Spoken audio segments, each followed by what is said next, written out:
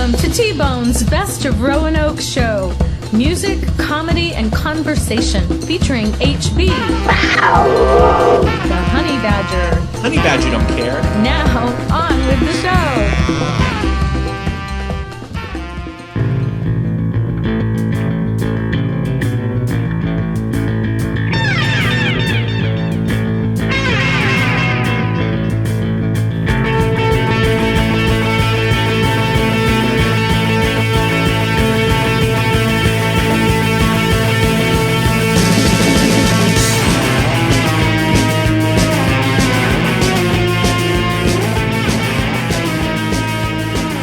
This is Radio Free Roanoke, and this is episode 140, T-Bone's Best of Roanoke show. He's Frank McGuire, coordinator for the Roanoke Valley Greenways. Good morning, sir. Good morning, Tim. How are you? Doing well, and this is Honey Badger Mike, my co-host here. We are so glad to be here at what's the name of this place where we're having coffee? This is Little Green Hive right in Grandin Village. Yes. Oh, it's my first time here Yeah. for coffee. Yeah. Hey, well, listen, Frank, there's a lot to get into, but on the way over here, I heard something on the radio, so I want to get your thoughts on that. They were interviewing the contractor for this Wasena Bridge that Roanoke City's going to build. And he said something very interesting. He said, we're going to start in the spring of 2023. It's going to be bike-friendly, the bridge. It's going to be pedestrian-friendly. But he seemed to say there was possibly going to be a link to the Greenway. Have you heard anything about that? Yeah, so one of the big things they're going to do on that bridge is actually expand the pedestrian section. Right now it's a narrow, about 3 foot wide sidewalk, typical sidewalk width. But they're going to expand that and include some bulb outs, so there's little areas to observe the river from up there. I don't know the exact width, but it's probably going to be in the 10-foot wide range. So much like the Memorial Bridge, the wider section, the people who aren't comfortable walking or riding next to cars, they're going to be separated from the traffic. There will also be a bike lane with the traffic lane. So if you're riding downtown, you don't have to jump onto the Greenway and jump off the Greenway. You stay in it. There's some back and forth about what that would look like. Not everybody's happy with exactly the way the design is. We would like to have. They have to put a physical barrier between pedestrians and traffic, but that would put the bike lane outside the barrier and close to the cars. So it would be nice to have a physical separation for the bikes as well. Yes. But in current design, it's like that. So, all in all, we'll call it a B+ for. Yeah. So. Yeah, now you said the width is 10 feet. Is that the standard for the Greenway? So or is the asphalt? That is typical. And again, for the bridge design, I'm not totally sure it's 10 feet, but I believe it's 10 feet. But the typical width is 10.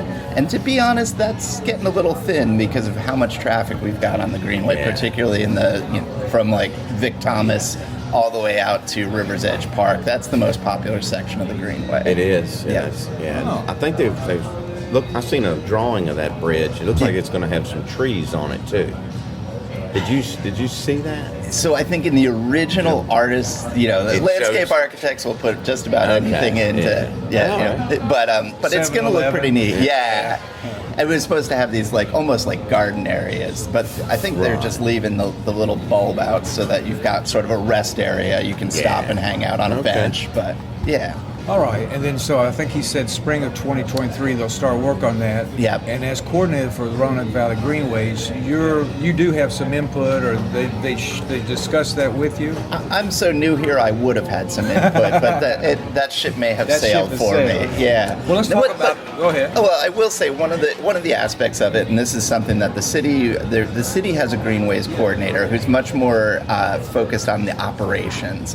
My role is sort of future projects and keeping things moving and keeping people talking. The city's Greenway coordinator worked very hard to make sure when they work on that bridge, they are going to close down the section of the Greenway that goes under. Mm-hmm. They're also closing down the skate park too. That's right. But they have worked out a solution for that so that there will be assigned, improved reroute to go around the bridge. Oh, okay. Basically where Winona Road is right now. And then make it sort of a nice alternative, and then they will make some other improvements as well. Okay. So they'll have a workaround while they're doing Correct. construction. Correct. All right, you said you were new here. Yeah. According to our crack research team, Frank, your official start date was August 30th, 2021. Look at you. You're right on it. Yes. Is that true? Yes. I'm just approaching a year here Yes, at sir. the job. Well, happy anniversary. Well, thank you. Hey, now, what attracted you to Roanoke? What jumped to your eye to put in for this job?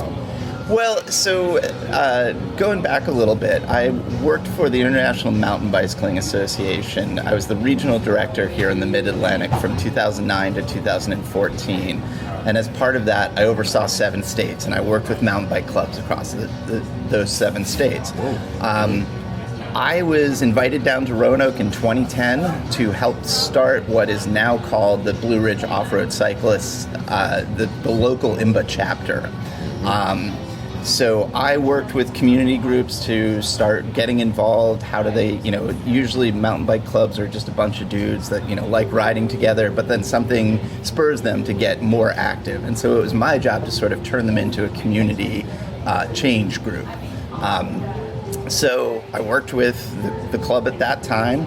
We worked on the Blue Ridge Parkway's trail plan. We also worked with the previous Greenway coordinator, Liz Belcher, and the city to look at some different projects. So I got to learn the community a little bit that way.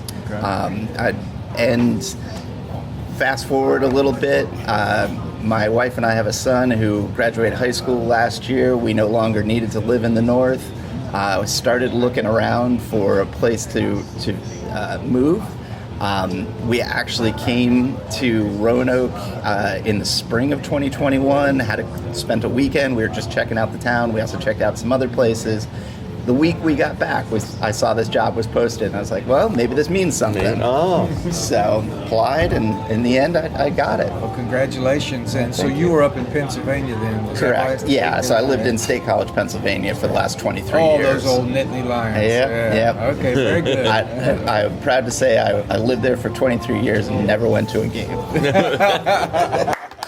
All right. Now, give us an overview of the Greenway system. We live here. We kind of take it for granted, but it's not just Roanoke City. It's Correct. a big deal. Yeah. So, how many miles all around is the Greenway? Well, so let me start back with I mentioned the city's Greenway coordinator. Yes. I work for an organization called the Roanoke Valley Greenway Commission, which was started a little over 25 years ago. It includes the localities of City of Roanoke, County of Roanoke, City of Salem, Town of Vinton, and Botetourt County. Botetourt joined in 2016. My goal is to try and coordinate amongst those 5 localities to make the Greenways connect. The vision for it is connected communities. How is it you could get from one place to another, enjoy the outdoors? But Greenways also provide other benefits. So, primarily here in the city of Roanoke, you're looking at flood control.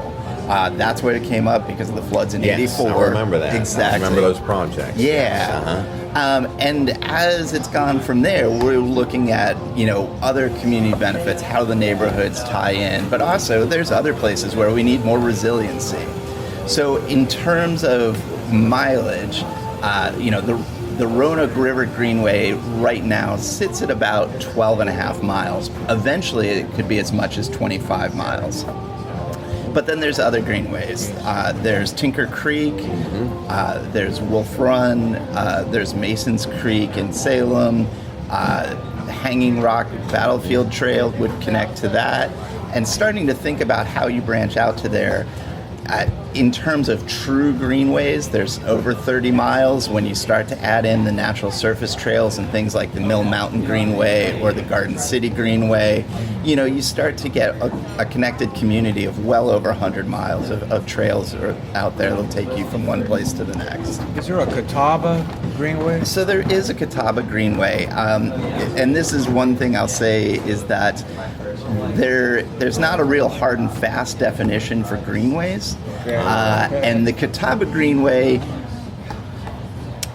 I'm not sure why it got called a Greenway. It is a great hiking trail that connects the community of Catawba to the Appalachian Trail, but it's not open to bikes. It's not multi-use. It's not. It's not very friendly to.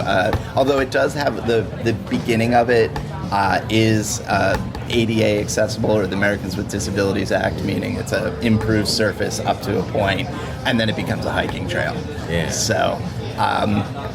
And that, I will say, is one of my previous background. I worked quite a bit on rail trail projects, and so the fact that there's very little rails to trail conversion here has been a new learning curve for me. And that's what that means. It's an old railroad bed. Correct. And I've seen that in other cities, too. So Hanging Rock Battlefield is an old railroad bed. Right, so when you think about it, it's a crown. It's a fantastic thing to make one on. Absolutely. It's not real steep grades, I think, on those. Correct. Correct. Yeah, trains don't like more than about 2%. Right. The other thing too with them is that they're a corridor. People can see it. They can wrap their heads around. Even if the trail's not there, they can say, okay, well, that makes sense. When we're talking to somebody and all they see is floodplain or whatever, an old industrial site like what's currently going on Bridge Street, it's a little harder to wrap your head around how you put a green space through there. So yeah. Now Bridge Street, is that the one that they finally getting ready to connect? Correct. And it's been a long process. It has been a long thing. Yeah. You haven't been here the whole time. Not at all. Not at all. I'm benefiting from years of service. I'll be there for the ribbon cutting and take all the credit. What is the predicted ribbon cutting time? Do you know? Is that known right now? Well, so what they're saying is the outside time is August of 2023. So next year, 12 months from now. Because that's a biggie. That thing connects. That's going to make a big connection there. Yeah, I mean, so right now the core Roanoke River Greenway in the city is about 8 miles long. This will connect to about 2.5 more miles into the city of Salem. Mm-hmm. So this will be pretty much complete the Roanoke River Greenway in the city of Roanoke and make for about a 12.5 mile. Is my math right? My math's a little off. It's somewhere around 11.5, 12 miles of uninterrupted greenway from Apperson and Cook Drive all the way out to 13th Street and beyond to cross by the sewage plant there. So for our area, Frank, that would be like the missing link, that little stretch there? I think so. So that's an interesting one because that is one of the ways it's been billed. They in the fundraising campaign they called it Bridge the Gap. Yeah. But honestly, the big, what they've called now the Golden Spike, is going to be from Rotary Park in Salem back to that Cook Drive and making that connection, because then you can truly get to Salem proper, and you'll be able to go all the way. Like the Green Hill Park, maybe. Almost all the way to Green Hill Park. Now the county is working on that section to come back to Salem. That's still a few years off, but they're working on it. But this would get you to Meyer Sports Complex, which essentially, then you're on town streets. You could get downtown if you wanted to in Salem. It really starts to open up some possibilities. I'm going to ask this, Hollins, Virginia. Is it? Yes. Hollins area. Is there some kind of greenway buildup going on there? So there is a goal to get out there on Tinker Creek and try and follow that. Now, years ago, and this gets to the idea of a corridor, they looked at the possibilities of following the creek the whole way. But it goes through a lot of people's backyards. So now they're looking at something similar to the way Garden City Greenway is, where it is adjacent to the road along Plantation to take it out there. And then ideally, and there's been discussions to try and come around Hollins campus. There is a tunnel that goes under 81, and that's one of the hard things. There's all sorts of pinch points in this community. How do you get under 81? There is a natural surface trail once you get under 81 on the other side of it called the Tinker Creek Greenway that takes you into Carbons Cove. Yes. And so from my perspective as somebody who likes to ride my bike just about anywhere I can, If that ever came to be, I could go up through Carvin's Cove on my mountain bike and then come back on Brushy Mountain and Hinchy, get to Hanging Rock, and come back in and connect to the Greenway in Salem, and just make a whole loop with it almost all uninterrupted by needing to be on city streets.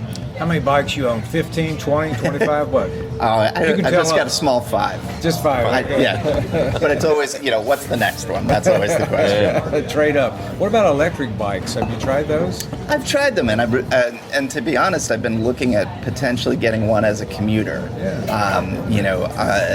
I think that anything that gets more people outside, more people enjoying nature, a little more attuned with what's going on, can be a good thing. And so really, there's some etiquette questions and there's fear of something new. People are concerned about it. But honestly, I think it's a good thing that they're out there. They're allowed on the Greenways. They're allowed on the Greenway. In the city and in the county, Salem does not have a specific ordinance on them. But in general, they're getting much more accepted. And I'll say, you bring up a good point. That is one of my jobs, is to try and make sure the regulations are consistent, because the users of the Greenway, they don't know when they cross a line, or they don't really care if they cross a line. They just know they want to get from here to there, or be out for this long, or whatever it is. Yeah. If you had to summarize, Frank, the users of the Greenway, what's the gamut there? What's it run from? Who uses the Greenway? 8 to 80. 8 to 80. And I'd like to expand that. One of the things that came about is during COVID lockdowns, where indoor spaces were, all sorts of concerns about indoor spaces. Outdoor spaces became welcoming to a certain extent. They did get, we saw the numbers spike. But there's still a lot of people that don't necessarily feel comfortable in that space and thinking about how they use that space because they're new to it. And how I see that as part of my job too, is make sure we're creating these spaces that people feel like they want to be in. They want to, they're welcome there. Their goals of being outdoors are met by being there. So, when you ask about who's using the Greenway, there's, people that are using it for strictly exercise, and they're trying to go, they've got 45 minutes and they're going to be out there for that entire 45 minutes. And there's other people that are out there to go, there's a great heron nest on the section from Bridge Street to Memorial Drive. It's not great blue herons, they're night herons, which is a little bit different species. And so it's just interesting to see a group of them. So people are going out there. I see birders on that section. Birdwatch. Yeah. People looking at plants, people having barbecues. Ideally, if you want to do something on the Greenway, I want to make sure that you feel welcome when you come out. So strollers? Absolutely. Dogs? Dogs on leash. We prefer them on leash, but yes. Runners, rollerbladers. There's all sorts of modalities that are happening now that, again, with the welcoming part, it's also a thing of you're joining a community, don't upset that community. Right. Now, let me touch on some. Sure. No motorized vehicles are allowed on the Greenway. Is that kind of so the electric bicycle does not. So, and this is one of the things about is that electric bicycles have been, in terms of encouragement, they've been determined not to be motorized, even though they have an assist. Now, there are 3 classifications of electric bicycles. There's one Class 1, which means you need to be pedaling to get the assist.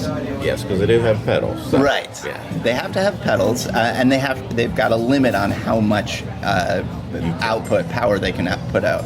The Class 1s have a 20 mile an hour speed limit, which some people think's fast. You're like, oh, but it's not like you constantly go 20 miles an hour. It would be up to 20 miles an hour. Okay. Class 2 has a throttle control and a 20 mile an hour limit. Class 3 has a 28 mile an hour, so they're more powerful, but you have to be pedaling.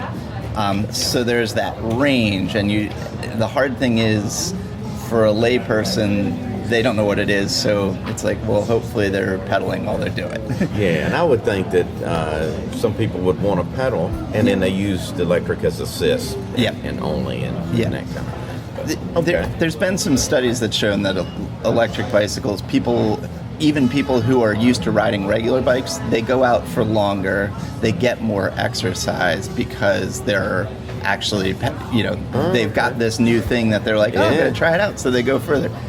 In the end, I think that's a big benefit. Okay. So, I know you can't favor one section of the Greenways over the others, Frank, but if I was just starting out, and let's say I had 3 or 4 people, or I had people visiting from out of town, I wanted to kind of take them on a scenic walk through the Greenway, which section would be a good one for me to bring visitors to, or maybe my family to? Maybe not as steep, starting out. It kind of give me a good flavor. Yeah. I mean, so there's 2 different answers to that. Good. I do like the section of the Greenway from Piedmont Park out to 9th Street, just because it's a little bit less busy. You're right along the river. It's got sort of a green tunnel. When you get to 9th Street, they just put a really nice mural in there. And then there's Chris's Custards just across the bridge, which is it was pretty well connected, so that makes for a nice stretch.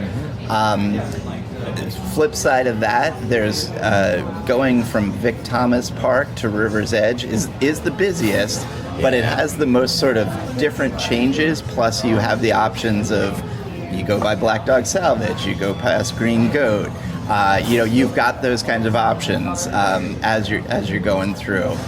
You do have to you have to climb up to Memorial Bridge to get to the other side, but that's part of the adventure, and it's not too bad. Yeah, and if you keep going, you'll end up here at the Green Hive. Yeah, exactly.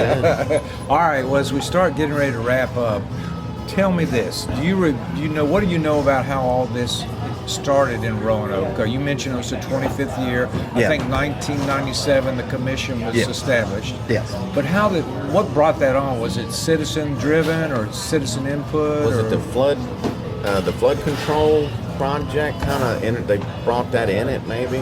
That was definitely one part of it, but at about that time in the 90s, there was a big movement to reclaiming industrialized areas, creating green spaces in cities. They were seeing the impacts of floods. We're still seeing it today. The increase in climate change, and so building resiliency into communities, and Greenways became one of the ways that people started to approach that. We needed less impermeable surfaces. We needed more transition for healthier water. We needed to re-engage people in these communities. So across the country, there was a movement. Now, Roanoke was pretty early to adopt it, and has got sort of a jump on a lot of places.